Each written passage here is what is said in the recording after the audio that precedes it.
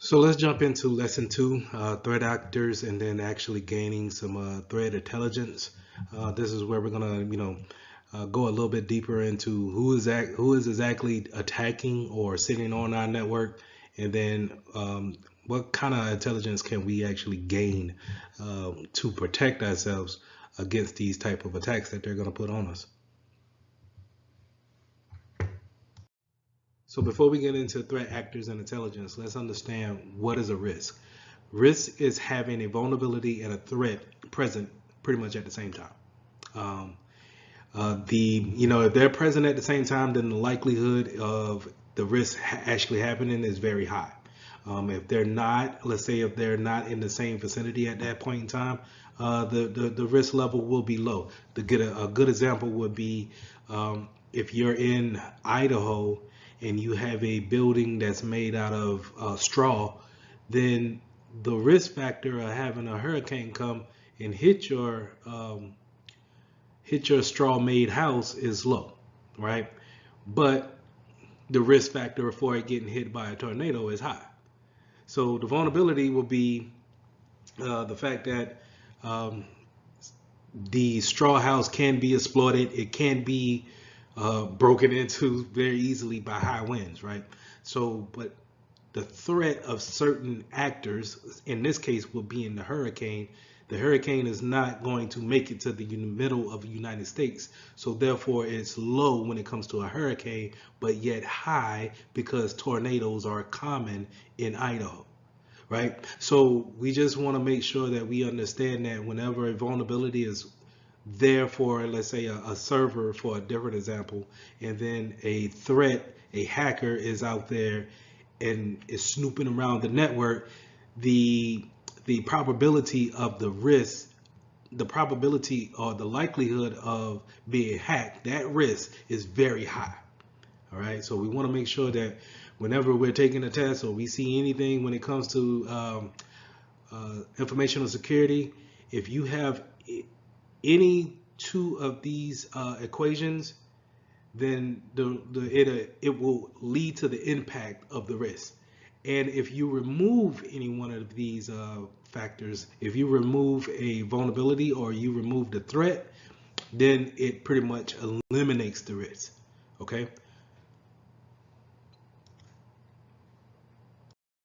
Attributes of a threat actor. It could be a number of things why a threat actor would choose your business, your data to be a potential target. It could be they just simply don't like what you stand for, what you bring to the table. It could be the simple fact that you just left configurations open, and they're, let's say, sharpening their skills for a bigger job.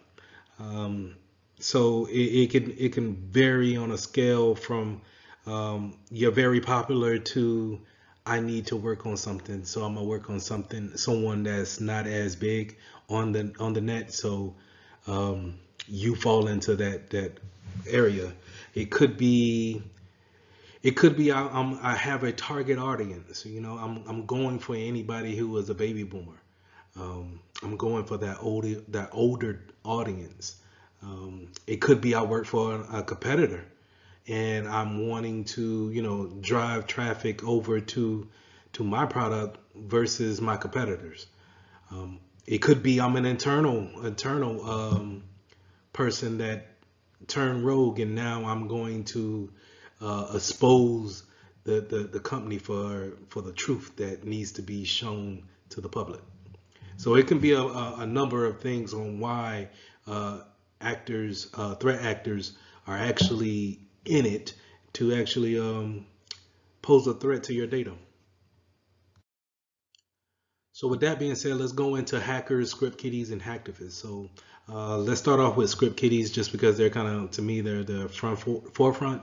This is where people kind of start off, where they are not they're not so great in hacking, or their hacking skills haven't gotten up to par yet. So they will go out there and pay for an actual disruption, a executable that they can plant into a server or some type of PC, or any device for that matter, and create a DDoS attack on that device. So these are, kind of plug and play type hackers, right? So they're getting things that's already pre-made. They have no idea what is it doing, or how is it made. They just know that it works whenever they double click, right? So that's your script kiddies. Your lone hacker is going to be someone, that's more seasoned, um, maybe having their own agenda, being able to, actually be employed by somebody, and being able to, keep a white hat, so to say, during the daytime, and a black hat during the night. And that's kind of a cliche analogy, but when it comes to wearing different types of hats, you have a white hat where I'm strictly doing things by the book. I'm not going rogue and looking at things for my own personal gain. And then I have a black hat where everything that I'm doing is against the law, and I'm doing things for my own personal gain, or I'm doing things because I'm hired to do so, right? And then you have that gray hat where I think a lone hacker will probably hang out at the most, right? So they could be employed by someone, but look at the misconfigurations of different types of devices within a organization, and maybe put that black hat on just to kind of make some money on the side, or prove a point. You never know. So again, going back to the attributes of why are these people doing this type of stuff, it can vary from threat to threat, right? And then you have your hacktivists, your hacker teams. These are people that are probably going to get into a political sector, and they're actually going to do some social engineering to make massive moves to steer individuals in a direction that they want them to go. The most recent one that I remember is probably the 2016 elections, where we had a slew of people claim that the votes were swayed into a certain way. And so, hacktivists were behind that type of movement. And then, it caused to really shape and shift the world in a when you look at the whole grand scheme of things. So to kind of stay on the hacktivist standpoint, and kind of moving into APTs, APTs are probably, the most I would say seasoned threats out there. They're probably sitting on your network for years at a time, and they're just there to collect that data, right? So a lot of times you'll see these highly sophisticated hackers not even being discovered in most networks. Most businesses do not realize that they actually have someone there already collecting data. A lot of these groups are state backed, so they're actually state actors. You'll hear a lot of terms correlate with that, where they're actually paid by an organization to collect data, right, and do that data mining, and figure out what's the data flow when it comes to what's going in, what's going out, what things are you planning to do with your business. And these APTs are just sitting there watching the whole thing. I heard cases where they'll sit there for 6-7 years before they actually are found out, and then you have to escalate things immediately, and then put out public statements saying that it's believed that we've been breached 5 years ago, and we're just not coming up with that today. So keep an eye out for advanced persistent threats. Those are you're pretty much your advanced hackers that are just sitting there collecting data. I kind of touched on the insider threat actor a little bit. But this is just pretty much an employee of the organization that decided to go rogue, decided for whatever reason that the private sector of the company needs to be public, right? Whatever they have access to, they decided to either, bring it out to the public's viewing, or maybe sell it on the dark web, whatever they decide to do, because you know, and they don't have a necessarily reason why. Well, I can't say that. They don't have it's no particular reason on why you would create an insider threat, but it does happen, and it could be from a various of reasons of, they may not like the way someone talked to them at work, and then now, since they have access to the whole payroll, then they decided to show that, uh, this is the payroll for 2022, and they're gonna make this public, and now that creates, this type of buzz around the company, right? So this is your insider threat. It's always important to have policies in place, whenever we bring someone on and we actually offboard someone. Let's say if someone quits abruptly, that may be a telltale sign that they could be an insider threat, a malicious insider. So we need to put things in place in our policies to make sure that we take assets away immediately, making sure that we keep things on hand, so many years after that person hasn't left the building. So just keep that in mind when it comes to insider threats.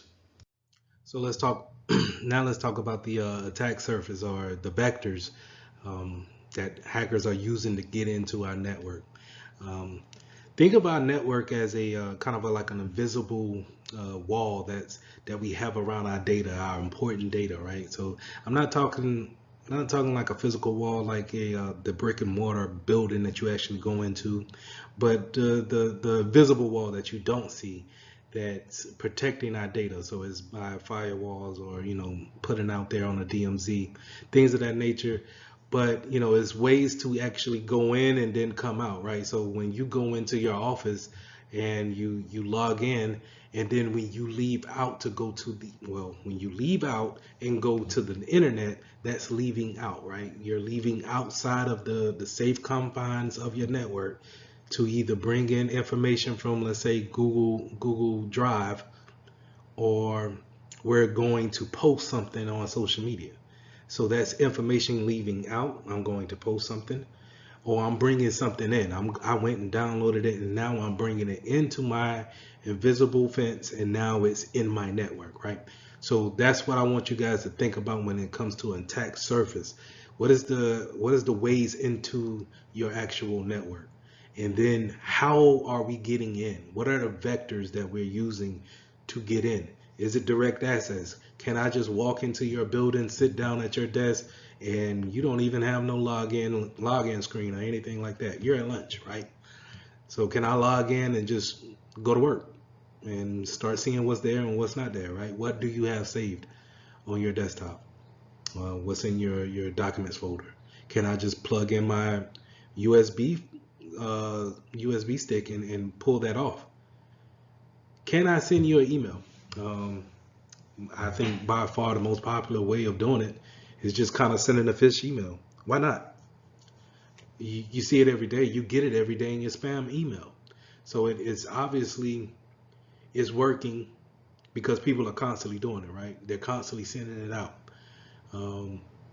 Can I just talk to you on social media? Have you posted something on social media that you shouldn't?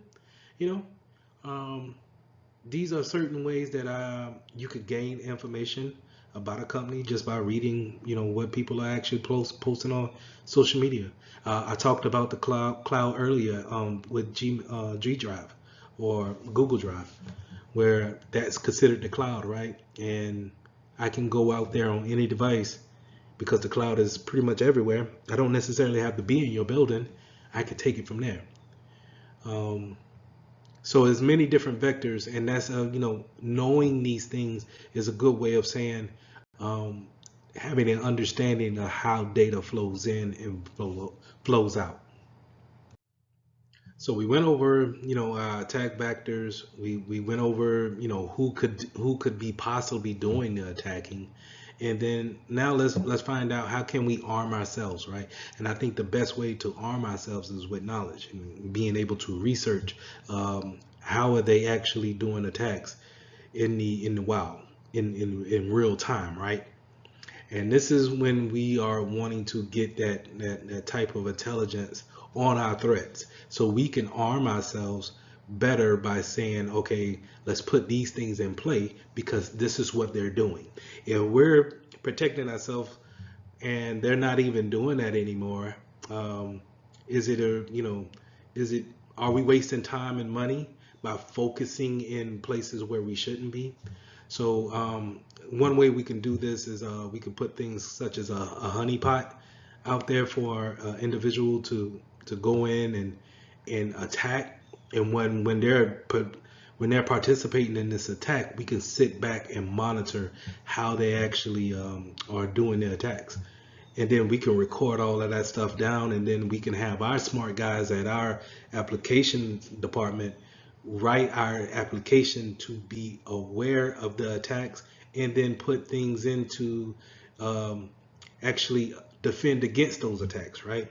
So that's why we would have something that's sitting out there that looks vulnerable from the get-go. So it may be a server. Let's say we put a server out there in the DMZ. This is kind of like a no man's land where we can see it, but they can actually get to it as well. So we put a server out there and we name it payroll server. Do not enter, right? And of course, that's obvious, and it looks like the obvious thing, but I'm just giving an example. Someone logs into it and they go to, performing their ritual of how to figure out what's open, what's not. They're running their tools on this thing, and only thing we're doing is we're sitting back recording all of the data that they're doing, right? So it's kind of like, just if you remember a show called Bait Car, where they just kind of left the car unlocked, and the robber will come in and they'll drive off a couple of feet, and then the cops will jump out and arrest them. It's kind of that same concept, right? We're putting something out there, we're realizing how are they actually just attacking, and then we make the countermeasure to that. Another place where we can get good information is from the vendors that we have in our network, right? So all the devices that we have, or the software that we're using in our environment, why not go to their website to see what type of technology that they have in place, what type of updates are they pushing out, to see how they're actually combating against the attacks that are heading out there. It's real good to see, especially when new attacks come out there that are very fresh.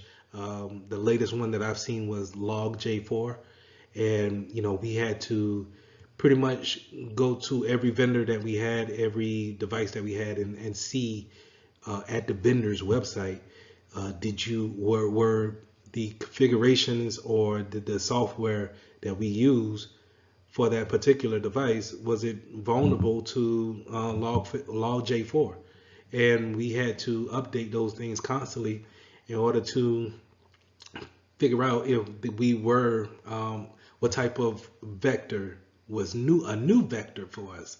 You understand? So where we did not have a vector into our environment, it created a whole new with this vulnerability. A vulnerability showed up. It just so happened that a lot of software uses Log4j, and a lot of our devices became vulnerable just like that, out of the blue. And so it's always a good thing to go to these vendors' website, stay up to date to see what they're talking about, and see if you're actually see how they're actually fighting against things in the wild. We already talked about tactics, techniques, and the procedures the way when we were explaining the honeypot example, where we would watch to see what they're actually doing in the wild. And then when we're doing our research, we're also understanding how attacks are actually being performed, right? But we also want to make sure that we understand what are the indicators of a compromise. How do we know that we have been compromised, or it may be a good indication that we are probably compromised. So you want to look for, unusual outbound traffic, things that are going out in a mass amount of traffic leaving the network. You want to also be aware if you have traffic coming in from areas that you should be blocking. So a lot of traffic from China, a lot of traffic from, let's say, Germany, um, well, let's say South America. If you have a lot of traffic that's coming in from these areas and you normally don't have that, then it's a good indication that something may be up. Um, is there any kind of explanation to uh, user accounts being used for the wrong things? Um, can you see any type of misuse of privilege accounts, right? So those are privilege accounts, or those are accounts that have admin access maybe to throughout the network, or maybe to certain particular PCs that have uh, great value to them. Do you see any kind of unusual activity to those type of user accounts? Um, is there a type of, any type of rise in databases being read at a high volume? If there's only a particular threshold that we have for reading data on our databases, and then all of a sudden it spikes through the roof. What's the cause of that? That might be cause to raise some questions there. Um, we also see kind of like a high request for important files, sensitive files, confidential files.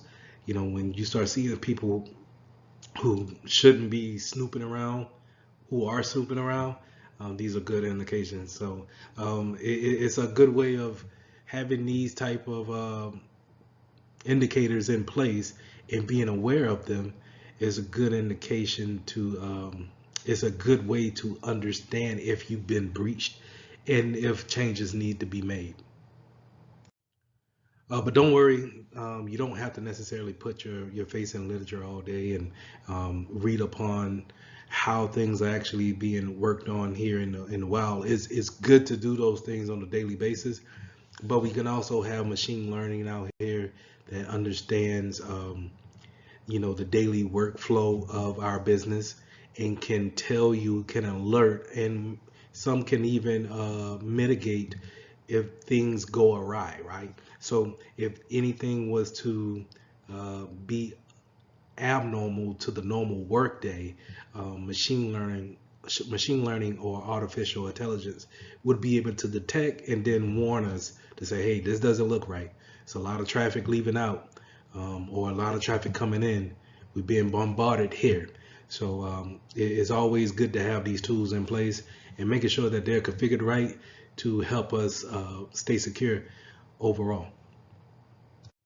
So in summary, we went over threat actors, we went over the vectors that they can come in, we went over how can we do some research in order to better arm ourselves against the attacks that they may be placing upon us. So I would definitely go back over and make sure that we dive deeper into the type of procedures that we want to have, the type of due diligence that we need to do within our company to make sure that we apply the due care in order to avoid attacks from insider threats or people who may be APTs that's sitting in our system, right? And so making sure that we stay knowledgeable about how they're performing their attacks will help us in the long run when we see things